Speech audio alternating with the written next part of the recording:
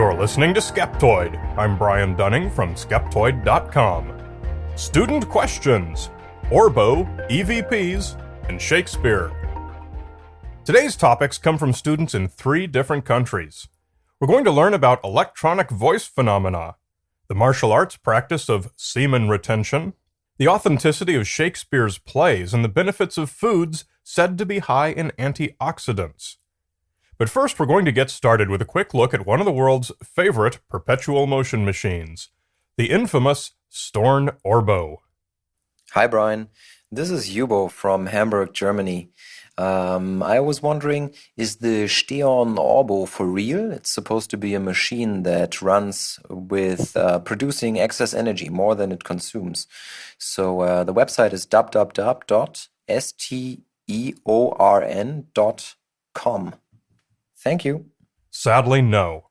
The Orbo is one of many perpetual motion machines with which inventors have tinkered in vain over the years. This particular one is a magnetic motor, wherein magnets are arranged around the outside of a rotor in such an arrangement that, to an inexperienced layperson, it looks like the rotor should be pushed around. My brother spent a decade obsessing over the exact same idea, convinced it would work. And if you search the internet, you'll find that lots of other people have built similar devices. Storn gained great notoriety several years ago when they announced their device in a media stunt and created a buzz by not saying anything about their Orbo device. They assembled a board of scientists who were to verify that it worked, but not surprisingly, they came back with the unanimous verdict that it did not. But the media loves magical solutions, so their public failures have done little to diminish their notoriety. Storn has given 2 public demonstrations of their motor. In the first, it didn't work. In the second, they powered a variant of it using a battery, and then asserted that it had charged the battery more than it drained it, but did not permit this to be verified. Generally, it's not necessary to assess such claims for their validity. The laws of physics prohibit the creation of kinetic energy from nothing, which is a pretty straightforward explanation for why no such device has ever been successfully demonstrated. Hi, my name is Jessica. I'm from Tucson, Arizona, and I'm a sophomore in high school. My question is, how does a person who is a self-proclaimed expert in EVPs explain how they work? EVPs are electronic voice phenomena, supposed to be the voices of ghosts that appear on tape recorders at times when the ghost hunters say nothing was audible. I think you've hit the nail on the head by calling these experts self-proclaimed. EVPs are not scientific by any definition. There's no plausible theory behind how they might exist. They fail to appear whenever controls are applied, and they're not reproducible by other researchers. Thus, the existence of EVPs remains squarely in the territory of anecdote. Usually the explanations given by ghost hunters depend on using one unknown to explain another. The voices appear on the tape recording because the spirits are able to manipulate electromagnetic fields that interact with the recorder's electronics in just such a way as to result in a perfect audio recording, with flux distributed on the magnetic tape at just the right amplitude and frequency.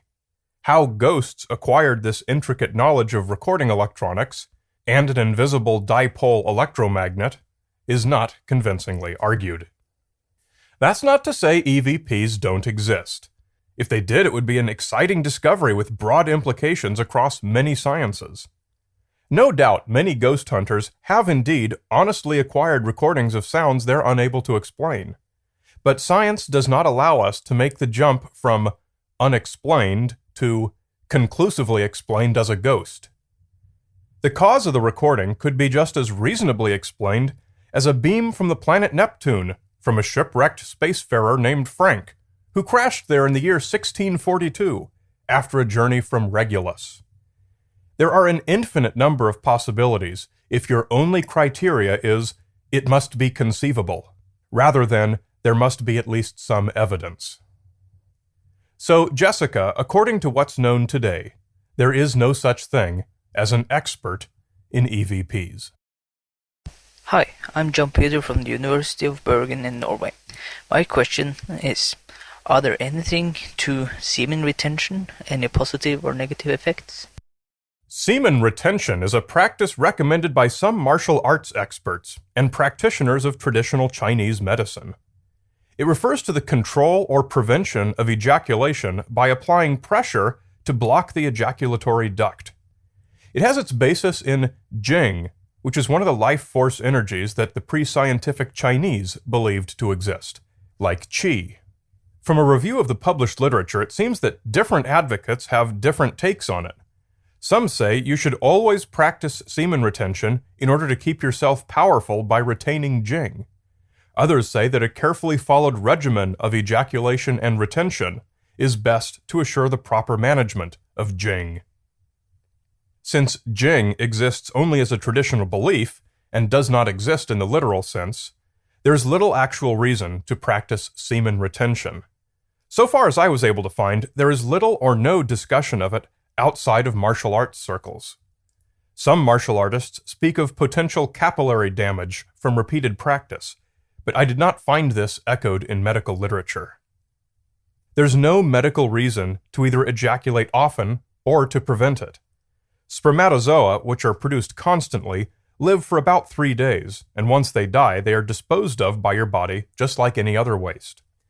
The seminal fluid is also constantly being secreted and reabsorbed. These processes continue independently of whether or not you ejaculate. So if your sensei tells you to retain your semen to increase your life essence, it's probably not going to hurt you to do so. But neither is there any plausible benefit. It's just one more weird thing you can do with your body if it gives you jollies. Hello, Brian Dunning. This is Stephen from California. I would like to hear your take on the opinion that Shakespeare was not the real author of Shakespearean literature. This is an interesting question, and one that may be worthy of its own complete Skeptoid episode, but we can summarize a quick answer here. There is indeed a subculture of Shakespeare skeptics who believe that Shakespeare, if he existed at all, was not the author of the many great plays with that byline.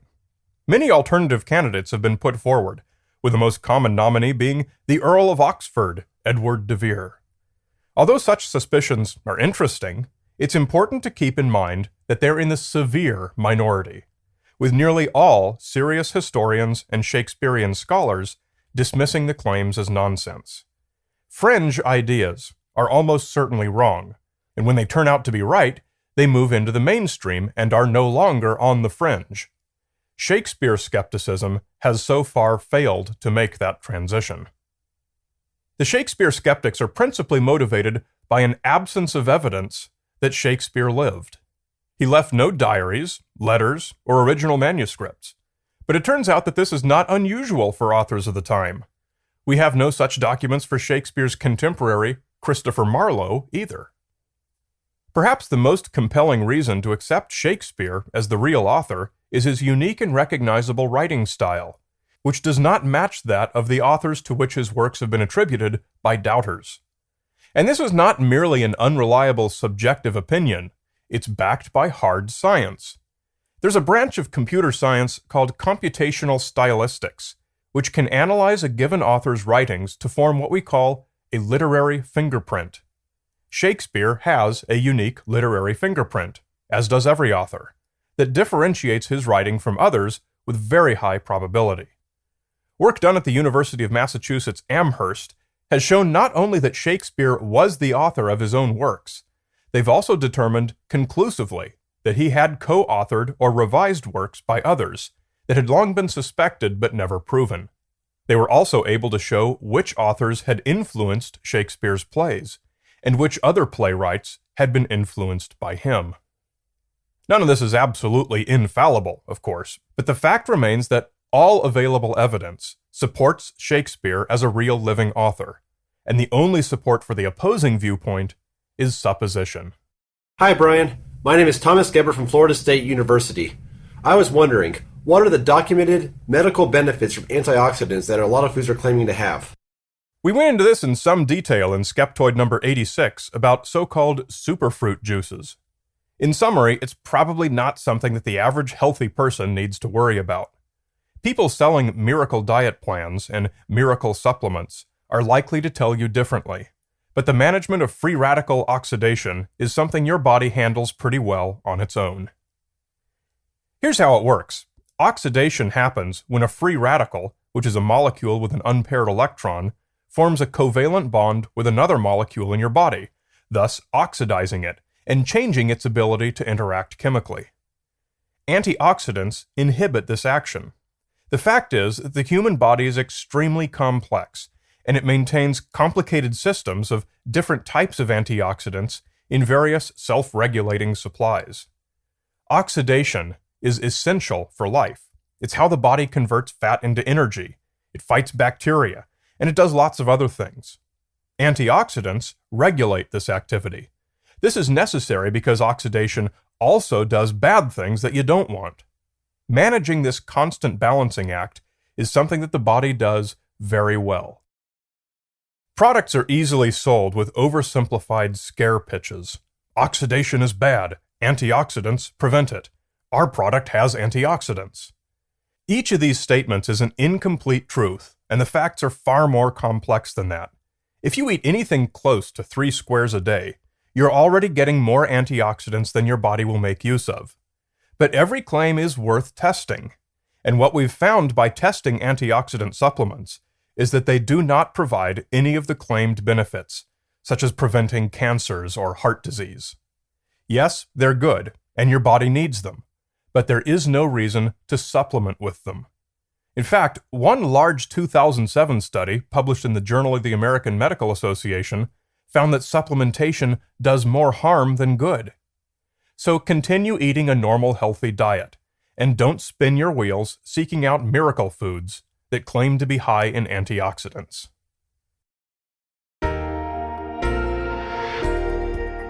Students, keep those questions coming in.